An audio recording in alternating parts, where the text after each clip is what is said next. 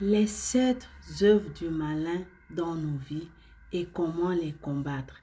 Reconnais les 7 œuvres du malin dans ta vie et comment les combattre. Frères et sœurs, il y a 90% de personnes qui regardent mes vidéos qui ne sont pas encore abonnées. Si c'est ton cas, abonne-toi pour qu'on puisse grandir ensemble. Quelles sont ces 7 œuvres? Nous allons regarder ensemble. Déjà, 1 Jean chapitre 3, verset 8 à 9 nous dit « Celui qui pêche est du diable, car le diable pêche dès le commencement. Le Fils de Dieu apparaît afin de détruire les œuvres du diable. Quiconque est né de Dieu ne pratique pas le péché, parce que la semence de Dieu demeure en lui. Et il ne peut pécher parce qu'il est né de Dieu. » Donc tu comprends que les œuvres du diable ici, c'est le péché. Alors, quelle est donc l'œuvre du diable? Il faut savoir que l'œuvre du diable sépare les hommes de Dieu. Et la réaction du Fils de Dieu était la suivante. Il a créé un chemin pour que l'homme puisse à nouveau être en communion avec Dieu. Pour que l'homme puisse à nouveau devenir un avec Dieu. Donc, Dieu ne force personne au salut. Il leur en donne simplement la possibilité. C'est pourquoi la parole de Dieu nous dit, « Or, si nous le voulons, il peut nous aider à détruire les œuvres du diable. » Comment? Voilà 7 exemples des œuvres du diable et comment les détruire. La première œuvre, c'est le doute. La première œuvre du diable, c'est le doute. Lorsqu'il s'est présenté à Adam et Ève, la question du diable, c'était, Dieu a-t-il réellement dit? Bien, jusqu'à maintenant, le diable vient vers nous et veut sans cesse nous faire douter. Alors, nous nous adressons à Dieu, nous adressons à Jésus qui nous dit, je l'ai prouvé, Dieu est la vérité, il tient ses promesses. Grâce à notre foi, nous combattons le doute et nous remportons la victoire sur lui. Quand le diable a testé Jésus, la seule réponse que Jésus a dit, c'est il est écrit. Donc nous aussi, lorsque nous sommes tentés par le diable, apprenons à dire il est écrit, car la parole de Dieu est la pure vérité. La troisième œuvre, c'est le mensonge. La deuxième œuvre, s'il vous plaît, c'est le mensonge. Une autre œuvre du diable, il a déposé la méchanceté dans le cœur des hommes. Il voulait leur faire croire, je veux donner davantage que Dieu. Je peux te donner davantage que Dieu. Je sais qu'il promet toujours aux gens, mais c'est un mensonge. Très vite, ils ont remarqué que c'était un mensonge. Jésus est venu et leur a fait comprendre, je vous donne tout ce qui est possible. Donc, nous avons confiance à l'amour de Dieu et à ce qu'il nous dit, qu'il nous donne au-delà de tout ce que nous pouvons demander ou penser. La troisième œuvre, c'est la révolte. Il voulait forcer les hommes à se révolter contre Dieu, à se fâcher contre Dieu.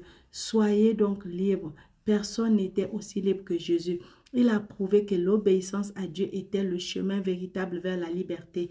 Dieu donne la force à celui qui est obéissant de faire exactement ce qu'il a prévu. Alors, si tu es encore en train de douter, si tu veux te révolter contre Dieu, dire à Dieu, oui, Dieu, tu as fait ceci, donc je suis fâché contre toi, je vais faire cela, je vais faire ceci, ressaisis-toi, c'est le diable qui est en train de t'utiliser, tu ne fais pas les œuvres de Dieu.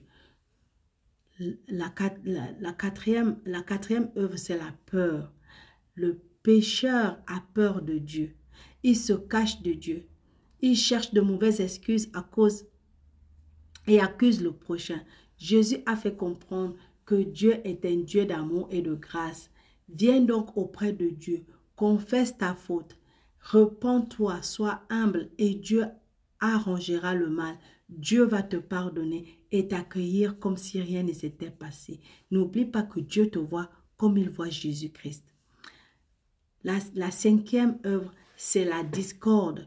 L'œuvre du diable est toujours la discorde, la dispute, la jalousie et la haine. Il veut également détruire la relation entre les hommes. Le Seigneur Jésus est venu et a également détruit cette œuvre du malin. Il a prouvé, j'aime tous les hommes de la même manière.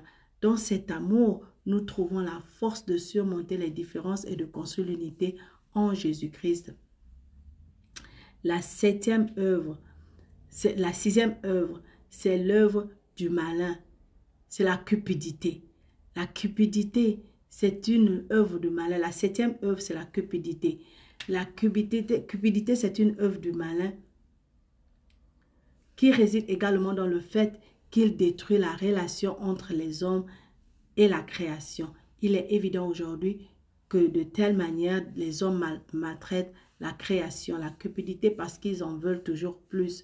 Ils détruisent la création. Jésus-Christ a dit aux hommes, recherchez d'abord le royaume de Dieu et toutes ces choses vous seront données par-dessus tout. Donc, lorsque les hommes vivent dans la crainte de Dieu et dans l'amour pour le prochain, ils se comportent également avec vénération et respect à l'égard de la création de Dieu.